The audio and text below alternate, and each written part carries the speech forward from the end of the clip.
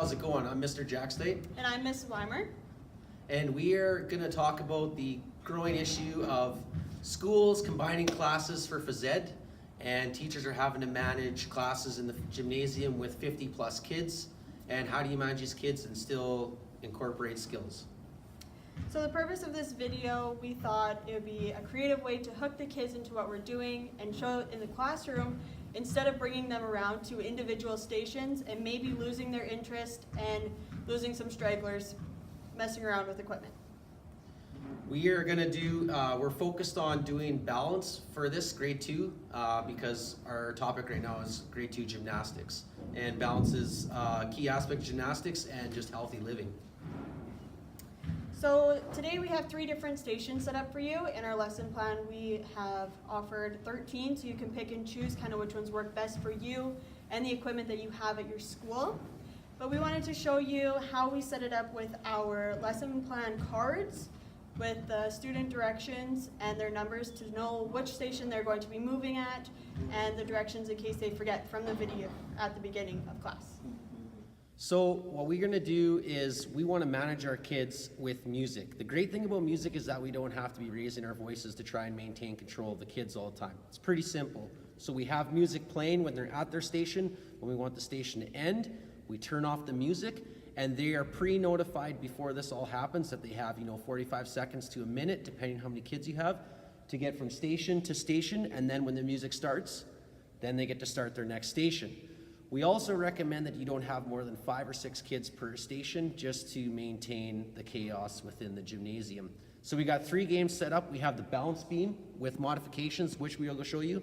We have the paper dance with modifications, and then we also have the flamingo toss with modifications.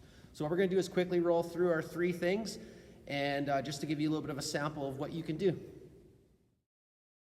Quick tip, just make sure that you organize all your stations in the gymnasium in an easy way for the kids to navigate their way around the gymnasium. For instance, make sure that they all know to go clockwise. You could put tape on the floor with arrows to move to the next station, or you can follow lines around the gymnasium.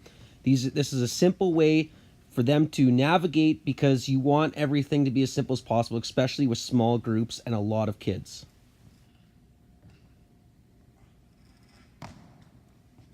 We really like the balance beam task because there's so much differentiation opportunities that are available for this task.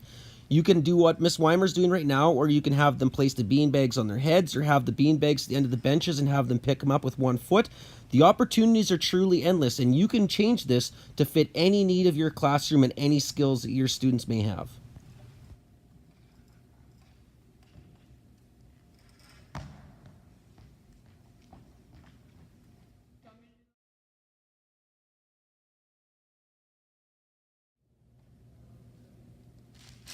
This exercise may seem easy for adults, but just remember, young kids that are trying to learn how to use their core and create balance in the center of their body, this is an extremely difficult task.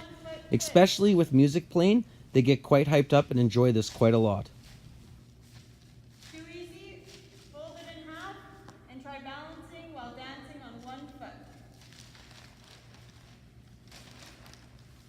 Just remember that during this exercise, music would actually be playing, which makes more sense because I'm actually dancing.